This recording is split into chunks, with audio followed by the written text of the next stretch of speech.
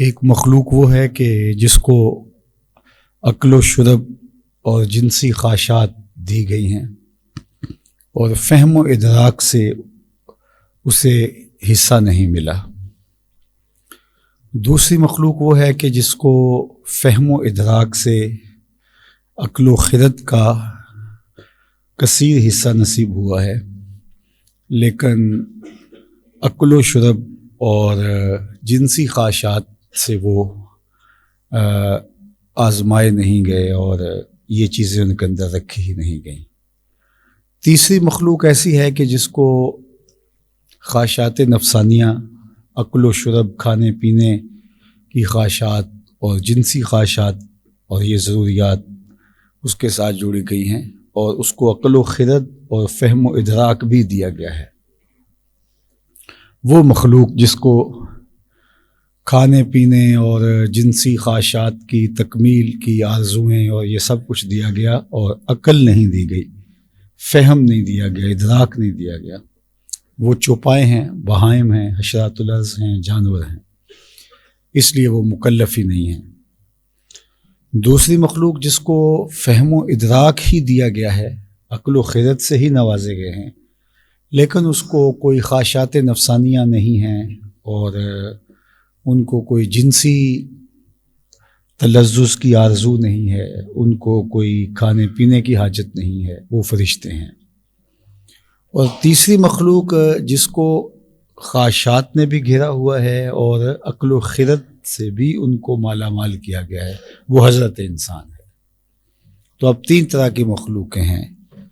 ایک وہ مخلوق کہ جس کو فہم و ادراک دیا گیا، خواہشات اور ضروریات عقل و شرب اور دیگر نہیں دی گئی، فرشتے ہوئے۔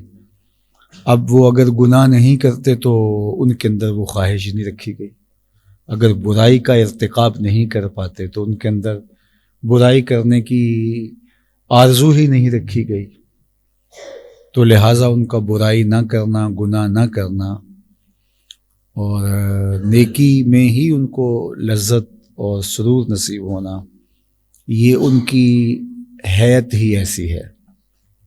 تو گناہ سے بچنا کمال نہیں ہے ان کا، اس لیے کہ گناہ کرنے کی صلاحیت ہی نہیں ہے۔ اور دوسری مخلوق جو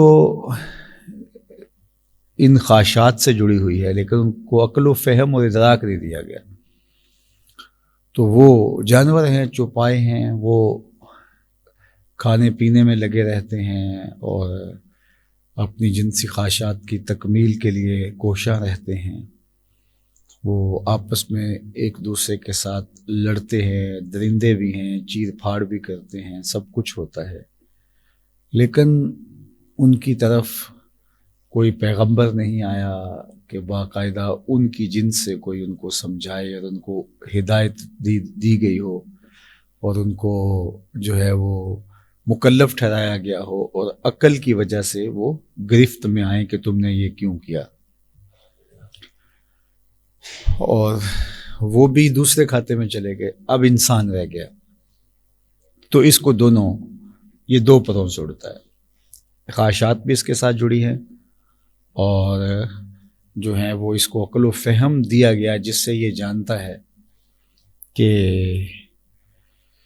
یہ اچھائی ہے، یہ برائی ہے، اس کے اندر نفس بھی رکھا گیا ہے، روح بھی رکھی گئی ہے، اس کو خواہشات کی آزمائش میں بھی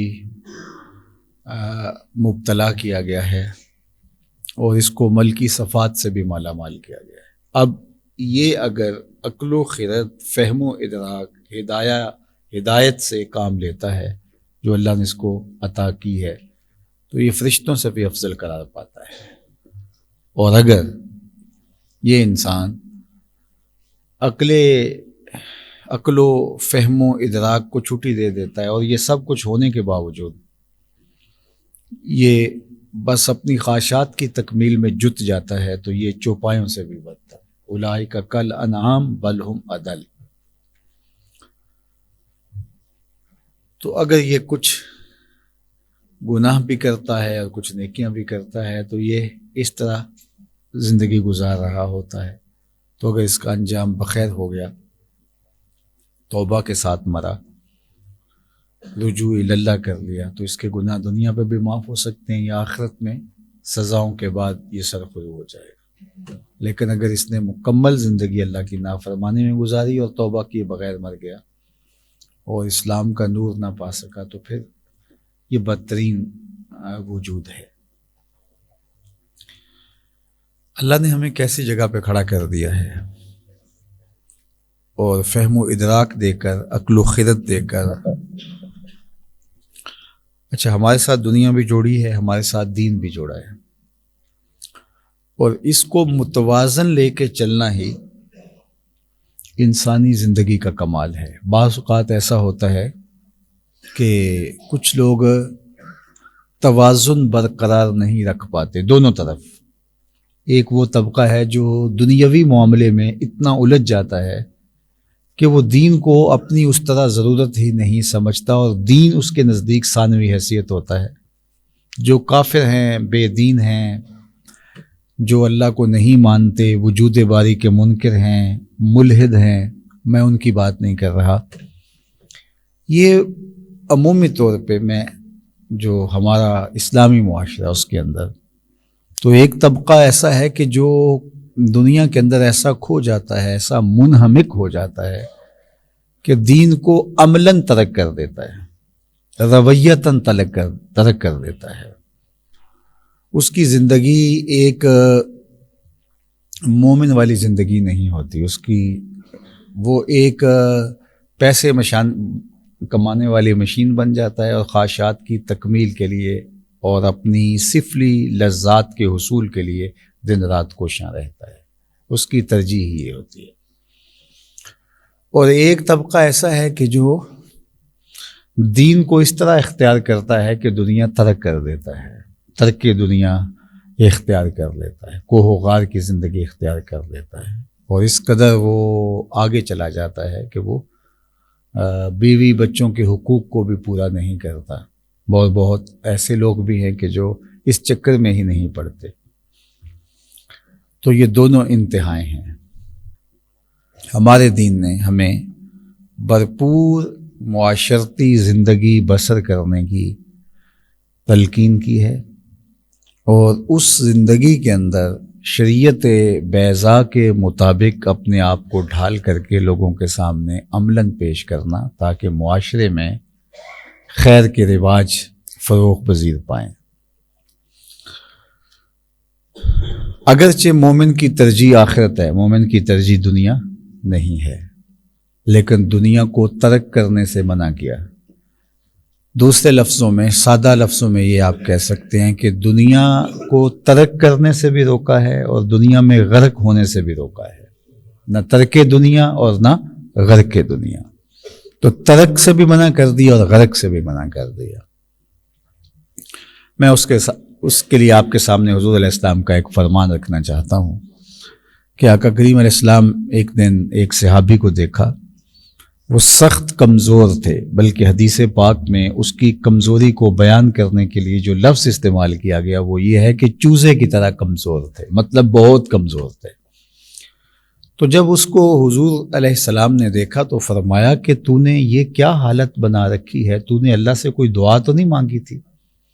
اس نے کہا جی میں نے اللہ سے ایک دعا مانگی تھی اور شاید وہ پوری ہو گئی۔ کیا دعا مانگی تھی؟ اس نے کہا میں نے یہ دعا مانگی تھی کہ اللہ آخرت کے حصے کے دکھ بھی دنیا میں بھیج دے اور میری آخرت صاف ہو جائے۔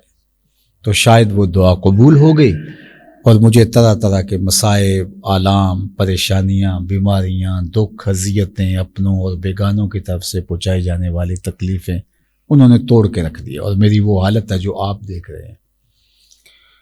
تو بظاہر تو اس نے اپنی آخرت بچا لی اور دنیا جیسے تیسے بھی گزر جائے گی، لیکن حضور علیہ السلام نے اس بات پر اس کو داد و تحسین سے نہیں نوازا، بلکہ اسے فرمایا کہ تو نے یہ کیوں کہا کہ آخرت کے حصے کے دکھ دنیا پہ آ جائیں؟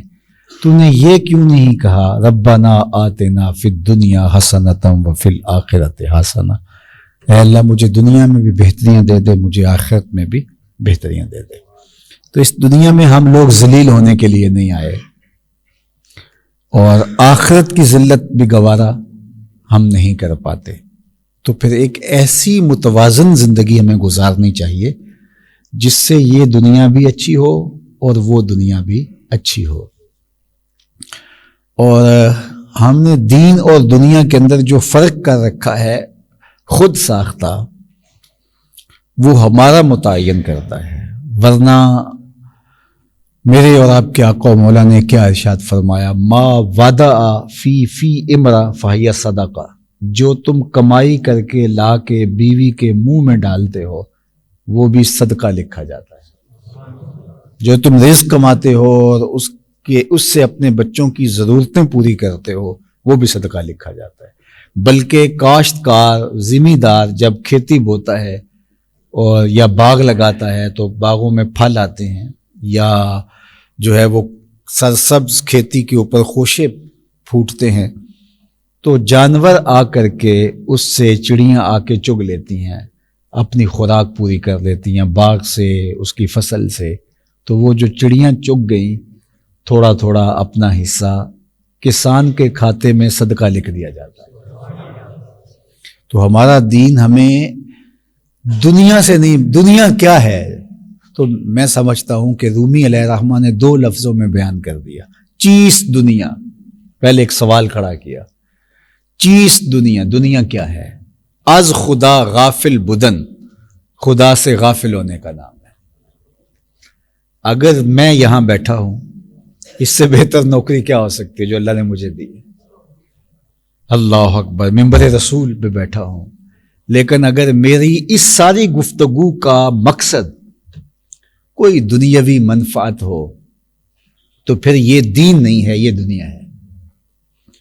اور اگر ایک شخص دکان پہ بیٹھا ہے اور اس کا مقصد اپنے بچوں کو رزق حلال دینا اور اس لیے رزق کمانا کہ میں سوال کی ذلت سے بچ جاؤں، میری ضرورت سے زیادہ ہو تو معاشرے کے ان لوگوں تک پہنچاؤں جو کسی وجہ سے کما نہیں سکتے، ان نیات کے حصول کے ساتھ وہ رزق حلال کماتا ہے تو اس کا یہ کمانا بھی دین بن جاتا ہے، وہ دنیا نہیں رہتی.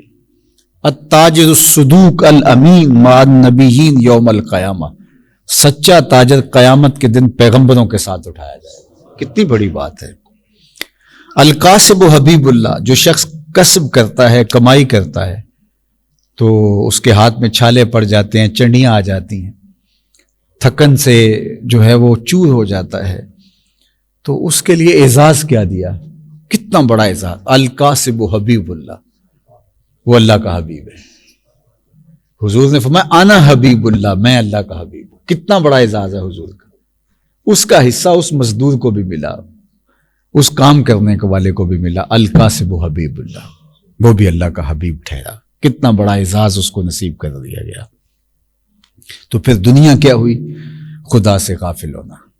تو وہ غافل چاہے یہاں بیٹھ کے ہو چاہے وہاں بیٹھ کے ہو.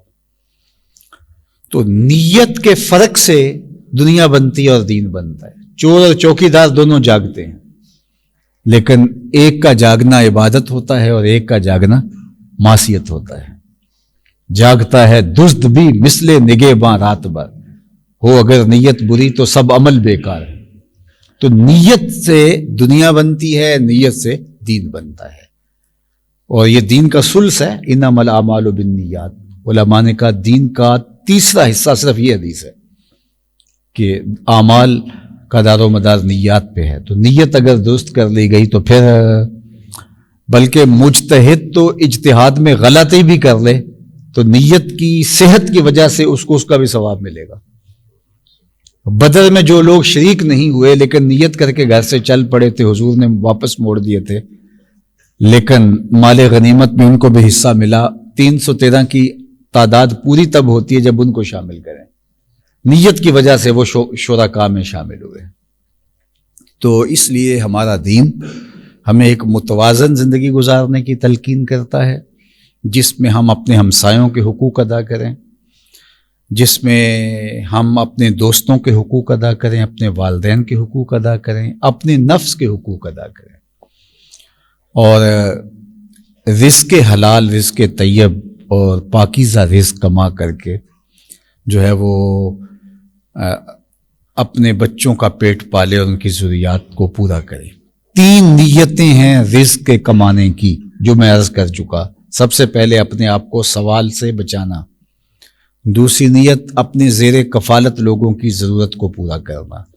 اور تیسری نیت کہ اللہ مجھے میری ضرورت سے زیادہ عطا کر دے. تو میں اپنے ذمے کوئی چیز لے لیتا ہے, نیت میں رکھ دیتا ہے یا کھلی نیت کرتا ہے کہ میں معاشرے کے ان لوگوں کی مدد کروں گا جو کسی وجہ سے کما نہیں سکتے. اپاہج ہیں, غربا ہیں, مساکین ہیں, مدارس کا نظم و نسق ہے, مساجد کا قیام ہے, ان کا نظم و نسق ہے. وہ کہتا ہے کہ میں اس لیے اتنی زیادہ محنت کر رہا ہوں کہ اس سے میں اپنا پیٹ پالوں گا, اپنے بچوں کی ضرورت کو پورا کروں گا, اور اس کے علاوہ بھی کام کر رہا ہوں, میں یہ کام بھی اپنے ذمہ لیا ہوا ہے. تو پھر اس کا یہ سب دین بن جاتا ہے. جس طرح ایک نمازی چل کے مسجد میں آتا ہے اور قدم قدم پہ اس کو نیکی ملتی ہے, وہ جب کاروبار کے ٹھیے پہ جا رہا ہوتا ہے اس کو بھی قدم قدم پہ نیکی ملتی ہے. نیت کی خوبصورتی کی وجہ سے. ایک عالم دین جو ہے وہ جب پڑھتا ہے, پڑھاتا ہے اور جو ہے وہ محنت کرتا ہے تو اس کا دماغ تھک جاتا ہے شدید محنت سے. تو وہ بھی جب دفتر میں بیٹھ کے کاروباری پیچیدگیوں کو سہتا ہے, مسائل کا سامنا کرتا ہے, تو اس کو بھی تھکن ہوتی ہے. تو جس طرح ایک عالم دین کو تھکن کا ثواب ملتا ہے, اس لیول کا تو نہیں, لیکن جو ہے وہ اس کو بھی ثواب اسی طرح تھکن کا ملے گا, اس لیے کہ وہ نیت کے استحضار کے ساتھ رزق حلال کما رہا ہے. اور وہ نیتیں 3 ہیں, چوتھی نیت اس کے ساتھ جڑی نہیں. اگر چوتھی نیت آ گئی کہ عیش و عشرت کروں گا تو بربادی ہے. یہ نیت آ گئی کہ میں کسی پہ تفاخر کر سکوں, خاندان برادری پر, اور یہ ساری نیتیں جس طرح کی نیت ساتھ جڑے گی اس کے وبال اس کے ساتھ اتریں گے اس کاروبار میں. تو یہ صرف ان 3 نیتوں کے ساتھ ہم اپنے رزق کو پاک بھی رکھ سکتے ہیں اور ایک متوازن زندگی گزار سکتے ہیں. کاروبار کو بھرپور وقت دیں, پوری توجہ سے, یہ دین سمجھ کے دیں. اور پھر گھر میں آئیں تو بچوں کو بھرپور وقت دیں, ان کی تربیت آپ کی ذمہ داری ہے. بیوی کو وقت دیں تو بیوی کے ساتھ بیٹھ کے جو آپ ملاعبت کرتے ہیں, مسکراتے ہیں, اس مسکراہٹ کا بھی ثواب لکھا جاتا ہے. اللہ اکبر. اور خاتون جو شوہر کی دلجوئی کے لیے کام کرتی ہے, جو مسکراتی ہے, حتیٰ کہ تیار ہوتی ہے, تو اس کا بھی اس کو ثواب دیا جاتا ہے. حاملہ عورت حمل کا بوجھ اٹھاتی ہے تو اس کا اس کو ثواب دیا جاتا ہے. دودھ پلاتی ہے تو دودھ پلانے کا اس کو ثواب دیا جاتا ہے, حالانکہ اس کے اندر جو محبت جو ہے وہ فطری طور پہ اللہ نے رکھی ہوئی ہے. تو اللہ نے ہمارا ایک ایک لمحہ, حضور نے فرمایا مومن کی زندگی خیر ہی خیر ہے, اس کے پاؤں میں کانٹا بھی چبھے تو اللہ اس کا بھی اس کو اجر عطا کرتا ہے. تو ایک کانٹا چبھنے سے تکلیف ہوتی ہے, تو جو ہم مصائب اٹھا رہے ہیں, تکلیفیں اٹھا رہے ہیں, اذیتوں سے گزر رہے ہیں, تو ان کا ہمیں ثواب ملتا ہے. میرا یہ مطلب نہیں ہے کہ ان تکلیفوں کو مانگنا چاہیے, آ جائے تو صبر کرنا چاہیے. حضور ہمیں صلی اللہ العافیہ, اللہ سے کبھی تکلیف نہ مانگو, کبھی معاشی بدحالی نہ مانگو, کبھی غربت نہ مانگو, کبھی بیماری نہ مانگو, کبھی جنگ نہ مانگو. یہاں تک فرمایا, جنگ بھی نہ مانگو, لڑائی بھی نہ مانگو. لیکن اگر تمہارے اوپر یہ چیزیں آ جائیں, بیماری آ جائے, جنگ مسلط کر دی جائے, غربت آ جائے, تو فرمایا پھر استقامت کے ساتھ جو ہے وہ کھڑے رہو, صبر کرو, حوصلے کے ساتھ کھڑے رہو. جہاں مقابلے کی نوبت آئے مقابلہ کرو. تو اللہ سے ہمیشہ عافیت مانگو تمام امور میں, صحت میں, کاروبار میں, رزق میں. اللہ سے مانگو اللہ رزق حلال, رزق وسیع, رزق سہل, رزق مبارک اور رزق فراواں عطا کر دے. تو اگر وہ عطا کر دے تو اس کا شکر ادا کرو, اس مال کا حق دو. اور اگر نہیں ہے تو جس حالت میں وہ تمہیں رکھتا ہے اس حالت میں اللہ کا شکر ادا کرو. اور اگر وہ عطا کر دیتا ہے, اللہ اکبر. ایک روایت میں آتا ہے کہ اگر کسی شخص کے پاس, میری امت کے کسی شخص کے پاس ہے, لو ان الدنیا کلہ بحذافی رہا, اگر دنیا اپنے سارے ساز و سامان کے ساتھ ایک شخص کے بید رجل من امتی, میری امت کے کسی ایک شخص کے ہاتھ میں آ جائے, یعنی دنیا کی ہر دولت, ہر ثروت, ہر اختیار, ایسا ممکن تو نہیں ہے عملاً, لیکن اگر فرض کرو اللہ کسی بندے کو دنیا کی ساری نعمتیں عطا کر دے اور ساری چیزیں اس کے ہاتھ میں آ جائیں اور وہ کہے الحمدللہ, تو فرمایا الحمدللہ کا وزن اس سے بھی زیادہ ہے. کیا کرم نوازی ہے.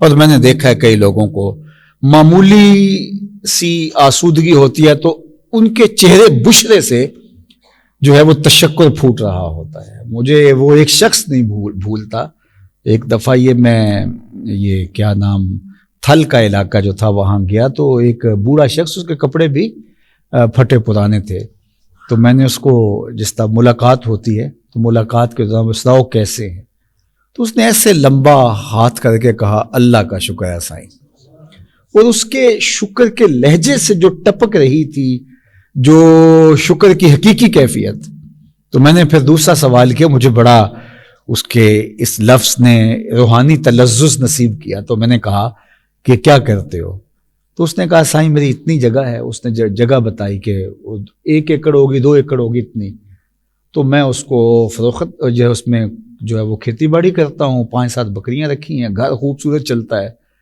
اور اس جگہ سے ہی میں نے 1 کنال جگہ جو ہے وہ الگ کر کے تو جو پیسے بچاتا ہوں وہ تھوڑے تھوڑے لگاتا رہتا ہوں، وہاں میں مسجد بنا رہا ہوں۔ میں نے کہا یار کمال ہے، میں نے کہا ہمارا تو ایسے لوگوں سے بھی پالا پڑتا ہے، جب ان سے کہیں کہ یار کوئی اللہ کی راہ میں دیجئے، آج کل حالات ایسے ہیں، تو وہ ہمیں چہرہ دیکھ کے کہنے لگ جاتے ہیں وہ آج کل دعا کیجئے بڑے مشکل مسئلے ہیں۔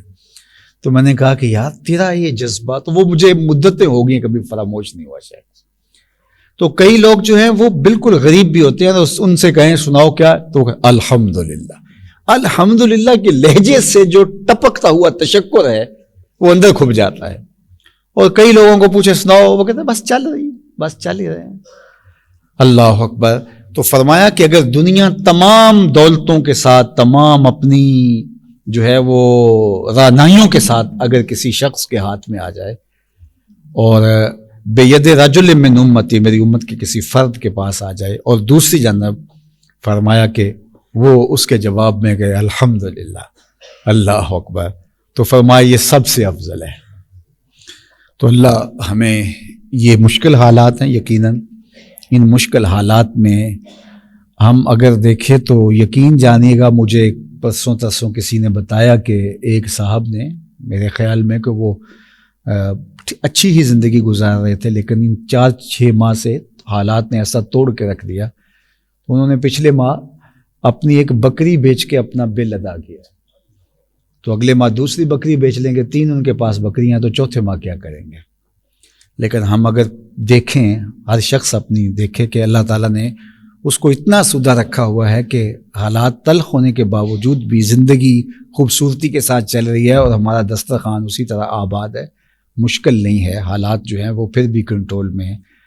اللہ ان مشکل حالات سے اس وطن کو نکال دے، اور چونکہ ہمارے اندر ناشکری پہلے ہی زیادہ ہے، پھر اور زیادہ بڑھ جاتی ہے، اور یہ روحانی نقصان بھی ہوتا ہے، اور ظاہر ہے مشکل حالات کو مقابلہ کر کے آگے بڑھنا اور مشکل حالات میں جو ہے وہ آگے جانا اتنا آسان بھی نہیں ہوتا۔